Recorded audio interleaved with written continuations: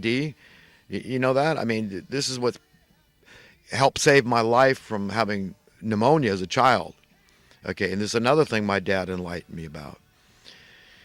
But anyhow, this could be because Alex Trebek is reporting miraculous, you know, his tumors, his pancreatic tumors shrunk by 50%. His doctors are blown away. They've never seen anything like it. Could it be that Alex Trebek, and he can't come out and say it because he knows, he's such a smart guy, he knows how controversial it is. The only way Alex Trebek, guys like him, would be cynical is if it was justified cynicism. And that's the stuff I'm pointing out. It, the cynicism I'm handing, we all know it's true. We all know there's ulterior motives.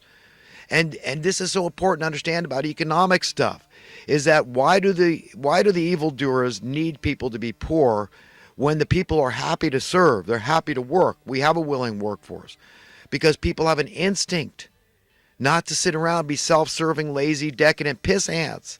We have a God-given instinct to want to use our talents, to be appreciated. People love it.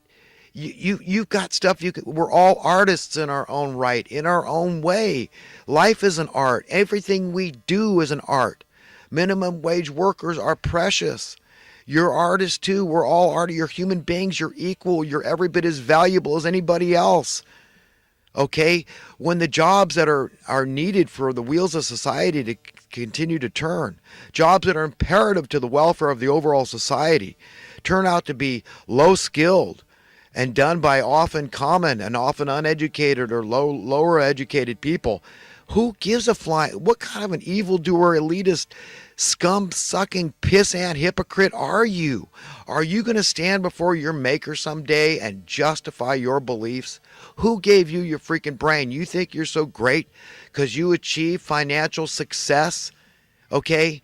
You think you're so wonderful? Do you ever praise the one who gave you a brain and say, wow, this is fantastic, and learn how do I please this God, and how am I going to answer to him someday and justify my beliefs? Are they going to hold water, and where am I going from here? I mean, I might be dead any day. How invested do I want to be in this scene? Are you thinking this thing through, man? Are you listening to the teachings of Christ? Okay, who couldn't have been more succinct, more blunt, who couldn't have minced words any less when he said it's harder for a rich man to go to heaven than for a camel to fit through the eye of a needle? And look at our society. We hoard money. People are insatiable. More, more, more. What are they doing? It's dead money, too. It's sitting in investments. Your Warren Buffett's out there raising the cost of living for the poor, buying up the mobile home business. Oh, wow. These people, I'm going to get 3 times what they were charging for mobile homes. That's what I found out recently. Once they get their S-hooks in there, and then their shareholders, everybody's happy. Oh, Warren Buffett's a multi-billionaire, but he's making me a multi-millionaire in the stocks and shares. He knows he's a savvy businessman. Not caring about the fact he's picking all the low-hanging fruit and destroying markets, diluting the crap out of your housing dollars. It's sick, and the money's dead. It's sitting there. People say, oh, well, it goes to investment. All this. People talk about creating jobs. And I know got onto this issue because I'm talking about this button on my van, this 1977 GMC van that exploded. I went to open the door. It's 42 years old. And there's a lot of use on that, the door button. Nowadays the handles on the door handles are different. You pull them open off. But on this old school one, you push in the button. The lock is centered just below it.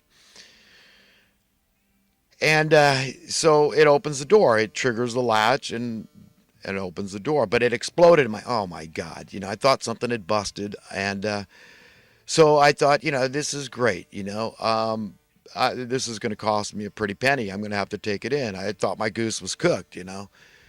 And so I just prayed, just winged it because my faith was little that I was going to be able to fix this thing on my own. It's body shop expert kind of thing.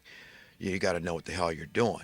It involves, hey, you got to look at it a little with the flash. Oh my God, what's going on? How am I ever going to fix this thing? There's springs and little parts and all this coming off and stuff falling down into the door. And so I prayed and I winged it. I mean, in my 20s, 30s, even 40s, I would have said, how much money do I have? Can I afford to take? Okay, I'll just take it to somebody, and expecting to pay, $100 or $200, a pretty penny, right?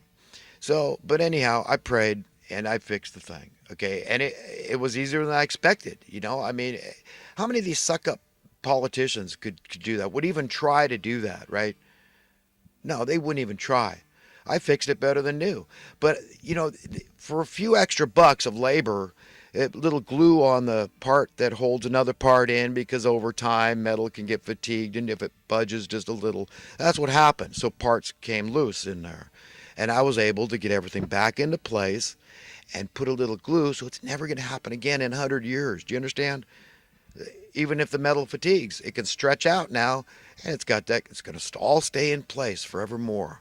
It's beautiful. I fixed it better than they did factory new in 1977 or 76, whenever they made it. I know Elvis Presley was still alive. That's why I love driving that vehicle. It's very nostalgic to me. They don't run like that anymore. It's nothing like these points. I got a neighbor that's got this junk Suburban with the points. He's got his teenage son drive this thing.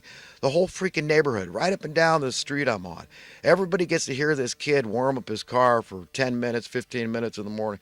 I don't even have his muffler, so the thing doesn't even have to be smogged anymore because it's from the 60s. But it's a real pile of junk. You know, points that go out. It's got nothing. Probably no air conditioning, power steering, none of that stuff like I got on this 97 GMC. This 1977 GMC's got the high energy ignition system, a V8 motor with, it's got air conditioning. Of course, it's got power steering. It's very nice. It's very quiet, relatively speaking. I mean, for a 350 V8 engine. But, you know, we've known how to do it right for a long time. True, a lot of junk came out of the 70s. This is why so many people went to Japanese cars, right? Because, hey, the Americans were making junk, so who can blame anybody that went to Honda or Datsun, Nissan now, or Toyota, right? We totally understand it. I mean, the Japanese put out quality stuff. I mean, buying electronics, almost all the really good electronics come from Japan. This camera I'm using, Sony, right? They know what the hell they're doing. The microphone I'm using, Sony. Okay, so yeah, I think my laptop, Samsung, probably made in Japan. LG, I wouldn't be surprised if they're making LG in Japan, although I don't know. I've got a pair of pliers since I was a teenager. I use them regularly. Japan stamped on them. They make good stuff in Japan, so I get it. But anyhow, I don't want to stray too far. But the point is, you know, we hear people talk about job creation, but yet we know in these factories, to cut a few corners, hurry, hurry, hurry. Hey, we got robotics and automation and doing all these jobs. You know, we'll cut out as many workers as we need. Man, it's about saving money and making profit for our shareholders and profit for the corporation and all this crap. And then on the other hand, we got job creation, how we're so wonderful. They created jobs for the people, and it's all, hey, I'll write a list. I'm going to write a list of jobs that I will create. For one thing, we get a whole bunch of people, high-paying jobs out there filling potholes. Who wouldn't like that in your local community? So what do you want in your local community? Can you yourself come up with a few jobs for people to do? And why we shouldn't have to worry about creating jobs, how stupid that is? But you understand how it's so imperative for these evildoers to keep desperate poverty in place. Do you understand? If people weren't living in utter abject fear of homelessness, there's no way they could extract these exorbitant rents and mortgages. No way. So people living in mortal fear of dying out on the street, dying in the cold, losing all semblance of self-pride, self-worth, self-esteem. Okay, and that's it. You're homeless, man. You can't crack the nut anymore. Your rent went up too much for you, and you say, there's no way. I can't work any more hours. I can't get a raise. I'm cooked. I'm too proud to ask for welfare. And obviously, through empirical evidence, there's no welfare left. Otherwise, we wouldn't have all this homelessness, right? So you understand what's going on here. Well, you know what's going on here is something stinks in the state of Denmark, right? We know what's going on is that evil men have destroyed America. Gradually, incrementally, slowly, we've lost our freedom. I mean, if you were God Almighty, what would you think about the situation humanity, civilization is at this point in history? What would you think about wars for profit? What would you think about people dying out in the cold unnecessarily? Not criminals.